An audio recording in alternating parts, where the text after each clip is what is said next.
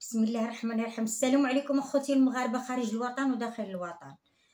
الحمد لله الشعب المغربي كامل راه فرحان على عيد الميلاد ديال مولاي الحسن، وتكون ان شاء الله مبروك على سيدنا، الله ينصروا الاسره العلويه، وحنا فرحانين بهذا عيد الميلاد ديال الامير، والحمد لله والشكر الله. وهذا الشهر عظيم، والحمد لله والشكر الله لوليدات المغاربه كاملين الزوينين اللي تزادوا في هذا الشهر. كنبارك لوالديهم ان شاء الله، ومنهم ولدي تا هو اللي تزادوا في هذا الشهر هذا العظيم.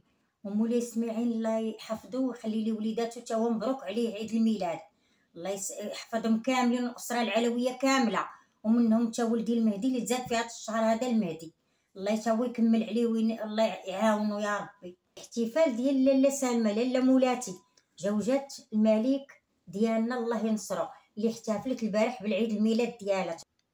ولاله سلمى تنباركوا ليك لاله مولاتي، لاله سلمى زوجة سيدنا الله ينصرو، تنباركوا لك ويكون هذا العام ان شاء الله بخير عليك وعلى الاميرات كاملين، الاسره العلويه الحمد لله والشعب المغربي. وتنطلبوا من الله سبحان الله والعالم يتحرك، العالم يتحرك لخوتنا فلسطين، ونديروا شي حاجه، ديروا شي حاجه باش ننقذوا فلسطين. وعاش الملك والله يعطيه صحيحته والله ينصرو والله.